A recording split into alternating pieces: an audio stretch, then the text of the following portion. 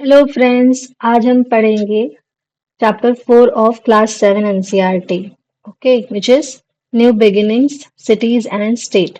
Basically this is the chapter from history. जैसे हमने last six standard में भी पढ़ा था. कैसे था, कब बीच में से हिस्ट्री, बीच में से ज्योग्राफी, है ना. तो ये क्या है, हिस्ट्री का चैप्टर है. तो इसमें हम लोग पढ़ेंगे जैसे अभी यहाँ पर उन्होंने बताया कि हमने लास्ट टाइम पढ़ा था हड़प्पन सिविलाइजेशन. हड़प्पन सिविलाइजेशन को हम लोग क्या बोलते हैं, इंडिया का फर्स्ट अर्बनाइजेशन, है ना. क्योंकि उसके जो हमने पढ़े थे जितना भी डेवलप्ड सिस्टम था, वो अगर हम लोग देखें तो बहुत ही अर्बन सिस्टम था. वहाँ पे टाउन प्लानिंग थी, और सिर्फ एग्रीकल्चर उनका मेन मतलब ऑक्यूपेशन नहीं था. Other occupations also dominated over there, right? So this is something which we have already studied in class 6th NCERT. So now this is all about कि उसके बाद क्या हुआ या फिर उसके मिडिल पीरियड में क्या हुआ. तो now it is second urbanization which is janapadas and mahajanapadas. तो अभी क्या हुआ कि अभी जो ग्रुप्स तैयार होने लगे कि ये ग्रुप हमारा, ये ग्रुप तुम्हारा, ऐसे करके. तो वो जो ग्रुप ऑफ पीपल होते थे उनको हम लोग बोलते थे जना. ठीक है. तो ये लोग जो जनाज होते थे, ये बेसिकली ये माइग्रेट करते थे, है ना. बट ये एक ही जगह पर, मतलब एक जगह पर सिर्फ कंटिन्यू माइग्रेट नहीं करते थे. कुछ टाइम के लिए वो लोग रुकते भी थे. ठीक है. तो ये जो माइग्रेशन होता था, तो इसमें क्या हुआ कि धीरे धीरे करके ये सेटल होने लगे. तो जब माइग्रेशन होता था तो वो जो जना ग्रुप था उसको जो हेड करता था उसको हम लोग बोलते थे राजा.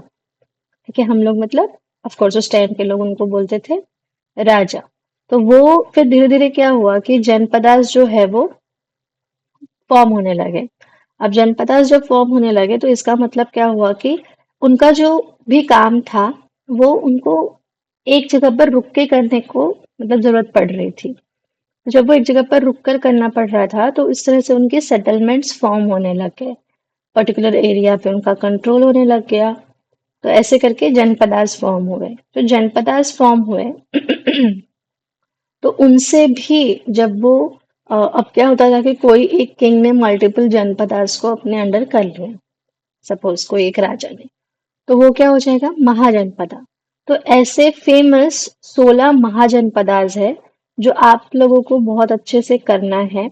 अब ना ये ना चीजें आप ना प्लीज अच्छे से करना. ये देखो, जैसे अशमका जो है वो गोदावरी रिवर के पास है, ऐसा यहाँ पे बताया है. अभी सभी जितने भी जनपदास है ना, उन वो कौन से रिवर से कनेक्टेड है या फिर उनके आसपास कौन से रिवर्स का उनके साथ रिलेशन है, ये जरूर करना. ये 2 बार रिपीटेडली पीवाईक्यू में आ चुका है.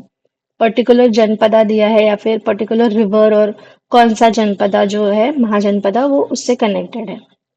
और बहुत बार जो है ना, मैच द फॉलोइंग करके भी आता है जिसमें महाजनपदास और उनके जो कैपिटल्स होते हैं उनका भी ऐसे लोकेशन देते हैं वो लोग.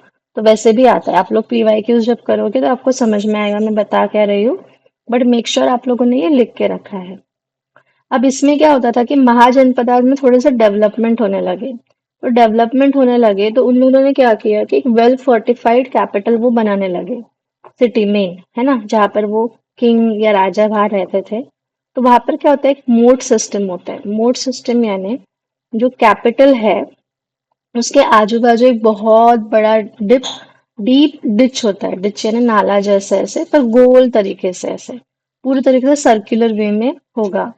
तो मतलब डायरेक्ट अटैक नहीं हो पाएगा उस पर्टिकुलर, मतलब अगर वो उसका वे बंद कर दिया जाए तो कोई भी अगर अटैक करेगा तो वो डायरेक्टली उस पर्टिकुलर महाजनपदा पे अटैक, मतलब उस पर्टिकुलर जो किंग का जो भी फोर्ट होगा उस पर अटैक नहीं कर पाएगा. ठीक है. आज भी ये ट्रेडिशन बहुत सारे जगह पर आप देखोगे तो वो फॉलो होता है. तो जनपदास या फिर महाजनपदास, महाजनपदास में तो थोड़ा सा कम हो गया था, पर जो जनपदास थे उनका वो थोड़े हम लोग बोलेंगे कि अर्ली डेमोक्रेट्स थे. ठीक है. डेमोक्रेट्स यानी वहां पे 2 ग्रुप ऑफ पीपल होते थे. तो जो राजा होता था, ऐसा नहीं कि राजा का बेटा ही राजा बनता था या फिर ऐसे.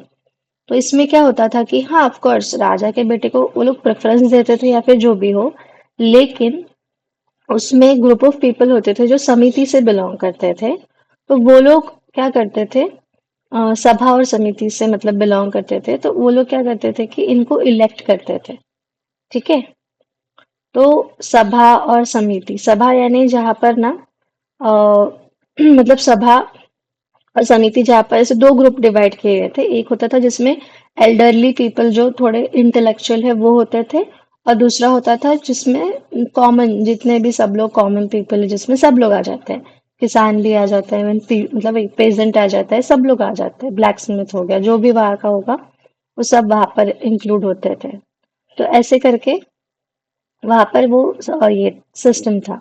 तो इसमें क्या होता था, किंग जो है वो कभी भी अकेले रूल नहीं करता था। ऐसा नहीं कि किंग ने जो बोल दिया वही। इसमें क्या होता था कि जो समिति के लोग होते थे, जो मतलब एल्डरली होते थे, वो लोग क्या करते थे, उनको गाइड करते थे। जो भी डिसीजन लेना है वो एक काउंसिल बैठती थी और उसमें वो लोग डिसाइड करते थे ये करना है नहीं करना है। इलेक्ट भी उसी तरीके से किया जाता था। तो ये आप लोग देखना, ये जो है ना, ये सारे के सारे इन्होंने इस पिक्चर में बताए हैं, जितने भी महाजनपदास है वो कहाँ से है और उनके कैपिटल के साथ। तो ये ना आप लोग बिल्कुल स्किप नहीं कर सकते, ना इसका आप लोकेशन स्किप कर सकते हो, ना कुछ भी नहीं। ये इतना इम्पोर्टेंट टॉपिक है ना, बहुत ज्यादा, तो आप लोग इसको बिल्कुल स्किप मत करना। इस जो मैप है इसको अपने दिमाग में पूरी तरीके से अच्छे से बसा लो, ठीक है। फिर इसके बाद आता है, ये हो गया, हम मैंने आपको बताया आर्बिट्रली वो कर नहीं सकता था। तो ये जो असेंबली होती थी, ये लोग उसको गाइड करने के लिए ही होते थे। ऐसा नहीं होता था कि उसने जो बोल दिया वही करना है, नहीं, ऐसा कुछ नहीं होता था। सबको वहां पर जितना भी राजा वगैरह होता था उनको उनकी सुननी ही पड़ती थी। लेकिन आफ्टर अ वाइल जब महाजनपदास फॉर्म होने लग गए, और महाजनपदास में क्या हो गया कि किंग का जो अथॉरिटी था वो बहुत ज्यादा स्ट्रांग होने लग गया। तो उसके बाद ये जो पोजीशन थी राजा की, वो हेरिडेटरी हो गई। मतलब वो राजा का बेटा राजा बनता था, या फिर राजा ही चूज करता था कि मेरा नेक्स्ट राजा कौन बनेगा करके। ठीक है, मोस्टली तो ऐसे होता था कि राजा का बेटा ही राजा बनता था। ये जो है, ये आप देखना, कौशाम्बी का कैपिटल वत्स महाजनपद, ये कैसे कंस्ट्रक्शन है, old time construction but still surviving, हमेशा की तरह हम बोलेंगे कि वहाँ के लोग ज्यादा हमसे डेवलप थे। मोर इनोवेशंस, अभी जनपदास में इनोवेशंस क्या क्या हुआ। तो हमने पहले 6 में पढ़ा था पूरा चीजें। तो अभी क्या हुआ ना, यहाँ पे मेटलर्जी बहुत आ गई थी। मेटलर्जी यानी टेक्नोलॉजी होती है जिसमें हम लोग क्या करते हैं, जो अलग अलग मेटल्स होते हैं, एक तो उनको अलग अलग मेटल्स को मिला के एक पर्टिकुलर डिफरेंट मतलब एलॉय से हम लोग मेटल बनाते हैं, जैसे ब्रॉन्ज वगैरह हो गया। ठीक है। और उसके बाद उन जो मेटल्स है उनको यूज करके वेपन्स में कन्वर्ट करना, या फिर दूसरे दूसरे दूसरे जो भी हम लोग बना सकते हैं उससे इक्विपमेंट वो बनाना। तो अब जैसे वहां पर क्या होता था ना कि जो एग्रीकल्चर था वो थोड़ा इजी हो गया इसके वजह से, क्योंकि आयरन से जो उसके एक्स या फिर जो भी है सोइंग करने के लिए जो भी उनको लगता था, वो इजीली फिर वो बनाने लग गए। और इससे क्या हो गया कि अब जिस एरिया में आयरन बहुत ज्यादा मिलता था, तो वो जो मगधा करके है महाजनपदा, वो मतलब बहुत ज्यादा रूलिंग और डोमिनेटिंग भी हो गया, और बहुत स्ट्रांग, और ऑफ कोर्स बहुत ज्यादा लग्जूरियस और वेल्दी डेवलप्ड ऐसे हो गया। ऑफ कोर्स ऐसे ही होता है, जब जिस जगह का टाइम का मतलब डिमांड होता है वो उतना ही डेवलप होता है। तो ये तरीके थे वहां पर, है ना। पंच करते थे वो लोग, पंच मार्क कॉइन्स बनाने लग गए थे। पंच मार्क कॉइन्स यानी कॉइन्स पे एक पंच, ऐसे वो प्रेस करो और उसका एक मार्क फॉर्म करो। तो ऐसे करके भी पंच मार्क कॉइन्स का डेवलपमेंट होने लग गया। इससे क्या हुआ कि आइडेंटिफिकेशन इजी हो जाता था कि ये जो पर्टिकुलर जो कॉइन है ये कौन से क्या बोलेंगे उसको, कौन से महाजनपद से बिलोंग करता है ना। तो हमें समझ में आता था कि अगर कोई दूसरे लोग हमारे यहाँ आए हैं या फिर कहीं और जा रहे हैं। या फिर इससे ये भी समझ में आता है कि ट्रेडिंग भी होती थी, एक महाजनपदा दूसरे महाजनपदा के साथ, या एक जनपद दूसरे जनपदा के साथ ट्रेडिंग भी करते थे, या फिर वो पर्टिकुलर महाजनपदा दूसरे किसी और कंट्री के जो भी है किंगडम्स या फिर सिविलाइजेशन उनके साथ भी ट्रेडिंग करते थे। हमको इससे इजीली समझ में आने लगता है। फिर आता है वर्ण और जाति सिस्टम। अब जैसे जैसे ये ग्रो होने लग गया ना, तो वैसे वैसे क्या हो गया कि कॉम्प्लेक्स होने लग गई सिविलाइजेशन, कॉम्प्लेक्सिटी बढ़ गई। तो कॉम्प्लेक्सिटी बढ़ गई तो इससे क्या हुआ कि अब बहुत ज्यादा टाइप्स ऑफ लोग जो अलग अलग रिलीजन भी फॉलो करते हैं, अलग अलग गॉड्स के फॉर्म को फॉलो करते हैं, वो फॉर्म होने लग गए, अलग अलग क्राफ्ट करते हैं। तो अब इससे क्या होता है ना कि अभी मेरे ग्रुप का ये क्राफ्ट है, तो ये किसी और में नहीं जाना चाहिए, है ना, जो मोनोपोली बोलते हैं, या फिर जिसको बोलेंगे हम लोग अगले जनरेशन तक से पास ऑन होना चाहिए। ये एकदम सीक्रेट है ना, सीक्रेट ट्रेडमार्क या फिर जो भी है वो जाना नहीं चाहिए, क्योंकि इसकी वजह से क्या हो रहा है, चीज बिक रही है, डिमांड में है। तो इससे क्या होता था ना कि ये रेस्ट्रिक्टेड और बहुत ज्यादा क्या बोलेंगे इसको, स्ट्रिक्ट, एकदम रिजिड फॉर्म हो गया था कि जैसे ये जो पर्टिकुलर वर्ण है ये लोग यही करेंगे, ये जो पर्टिकुलर वर्ण है ये लोग यही करेंगे, मतलब अलग अलग वर्णस में डिवाइड किए थे। तो ऐसे चार वर्ण हुआ करते थे, क्षत्रिय, ब्राह्मण, वैश्य और शूद्र।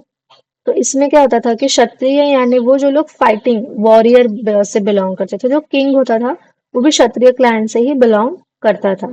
फिर ब्राह्मण होते थे, ब्राह्मण जो प्रीस्ट होते थे, जो लोग क्या करते थे, या एक तो वो टीचर्स होते थे, जो पर्टिकुलर नॉलेज है वो पास ऑन करने का काम होता था उनका, और दूसरा पूजा करना या फिर यज्ञ करना, सैक्रिफाइसेस करवाना, मंत्रास बोलना, ये सब काम उनका होता था। फिर वैश्यास होते थे, वैश्यास जो होते थे वो क्या क्राफ्ट्स करना, और जो हम लोग बिजनेस वन बोलते हैं ना, तो वो हो गए उस टाइम पर, वो आते थे। फिर आते थे शूद्रास। तो शूद्रास जो थे ना वो पर्टिकुलरली आर्टिजन्स हुआ करते थे, क्राफ्ट्स पीपल हुआ करते थे, मतलब जैसे कार्विंग करनी है या फिर जो वीविंग करनी है, अब जो इसको बेचने का काम करता था वो वैश्या, पर इसको बनाने का काम कौन करते थे, शूद्रास। और जो क्लीनिंग के काम करते थे वो भी शूद्रास ही आते थे। तो ये बहुत ही रिजिड फॉर्म ऑफ डेवलपमेंट हो गया था, जिसमें क्या होता था कि ऑफ कोर्स सोसाइटी बहुत ज्यादा डोमिनेटेड बाय वर्नास, लाइक हायर वर्नास जिनको बोला जाता था, ब्राह्मणास और क्षत्रियास, इनसे क्या होने लगे, डोमिनेट होने लग गए। तो ऐसे करके क्या हुआ, हाँ बहुत ज्यादा उसका लॉस भी हुआ, कुछ जो वर्नास थे उनको डिग्रेड भी किया गया इसी के वजह से, है ना। वर्ण जाति फॉर्म हो गए, अब क्या हो गया, वर्ण यानी शूद्र। अब शूद्र में भी कोई क्राफ्ट, कोई कार्विंग करता होगा, कोई कुछ करता होगा, कोई कुछ करता होगा, अलग अलग फॉर्म ऑफ वर्क वो लोग करते होंगे। तो उसके अकॉर्डिंग जाति फॉर्म होने लग गए कि ये पर्टिकुलर जाति के लोग ये काम करते हैं, ये पर्टिकुलर जाति के लोग ये काम करते हैं। तो उसके अकॉर्डिंग उन लोगों को ट्रीट भी करने लग गए, मतलब उनके लिए कुछ रूल्स एंड रेगुलेशंस अलग, इनके लिए कुछ रूल्स एंड रेगुलेशंस अलग, ठीक है। जरूरत के हिसाब से ह्यूमन अपने रूल्स एंड रेगुलेशन बनाते हैं। इट इज नॉट दैट कि वो लोग बुरे थे या अच्छे थे, नहीं, ऐसा कुछ नहीं है। लोग क्या करते हैं, जो अपने जरूरत के हिसाब से रूल्स एंड रेगुलेशंस बनाते हैं। अब क्या हुआ, सेकंड चीज, डेवलपमेंट एल्सवेयर इन इंडिया। तो ये हो गया, हमने जनपदास पढ़े। अगर आप उस डायग्राम को फिर से अपने इसमें देखोगे, एक बार जरूर देखना, तो उसमें क्या होगा कि आपने देखा कि नॉर्थ में ही पूरा है, तो महाजनपदास जो थे वो नॉर्थ में डेवलप हुए थे, लेकिन उसी मोमेंट पे और भी जगह पे और भी चीजें डेवलप हो रही थी। तो ये तो नॉर्थ का ही है। सेकंड हम लोग देखें तो ये दो पथा बहुत डेवलप हुए थे। पथ यानी वेज, जहां से क्या होता था, इस ये जो वे था ये ट्रेडिंग वे था, या फिर स्कॉलर वे, मतलब यहाँ से आप जाओगे तो आपको नॉलेज गेन होगा, ये जो थी चीजें थी, है ना। या फिर नॉलेज गेन करने के लिए लोग जहां से जाना आना करते थे, वो दो चीज जगह ऐसे बहुत ही फेमस हो गई। एक कौन सी है, उत्तर पथ, और दूसरी है दक्षिण पथ। उत्तर पथ कौन सा है, ये जो गंगा प्लेन्स है ना पूरे, ये आ गया हमारा उत्तर पथ। तो उस टाइम पे कौशाम्बी का जो कैपिटल हुआ करता था वो आता था उत्तर पथ में, ठीक है। तो आप लोग ये ध्यान में रखना। फिर आप लोग ये देखो, यहाँ पर दिया हुआ है ना, विंध्यन रेंज और ये सब, ये हड़प्पन सिविलाइजेशन, इसमें ये पूरा डेट लाइन है। ये ना आप लोग स्किप नहीं करना। आप लोग सोच रहे हो अरे ये क्या चीज, कोई नहीं, नहीं, ये बहुत इंपॉर्टेंट है। ये जो डेट लाइंस है ये ऑफ कोर्स लर्न नहीं होती है, आपको ऐसा लगेगा, बट लर्न हो जाती है आफ्टर अ टाइम ना। आप जब करते हो ना तो धीरे धीरे आपको ये सब चीजें ऑटोमेटिकली लर्न होने लगती है। इज दैट आप उसको बार बार जब देखोगे तो ऑटोमेटिकली लर्न होते हैं, आपको उसमें एफर्ट्स भी नहीं डालने पड़ते, ठीक है। तो आप लोग प्लीज ये देखना, उसको अपने बुक में लिखना, प्रैक्टिस करना, ऑटोमेटिकली आफ्टर अ व्हाइल ये लर्न हो जाएगी आपको। ये कुछ यहाँ पे देखो, यहाँ पे कुछ आर्कियोलॉजिकल एविडेंसेस दी है जिसमें उन्होंने अलग अलग टाइप के बीड्स शेल जो यूज करते थे कोई ऑर्नामेंट्स के वे में, या फिर उसको एज अ मनी के फॉर्म में भी यूज करते थे, एक्सचेंज मीडियम ऑफ एक्सचेंज के फॉर्म में भी उसको यूज करते थे। तो ये क्वेश्चन आंसर्स अगेन आप लोगों ने करना है बहुत अच्छे से, ठीक है। और ये मैं अगेन आपको हमेशा बोलती हूँ, फिर से बता रही हूँ, जितने भी मीनिंग्स दिए हुए हैं साइड में वो करना। बहुत बार वो मीनिंग्स जो है आपको आंसर राइटिंग में एज अ डेफिनेशन के रूप में भी बहुत हेल्प करते हैं। चलो, बाय।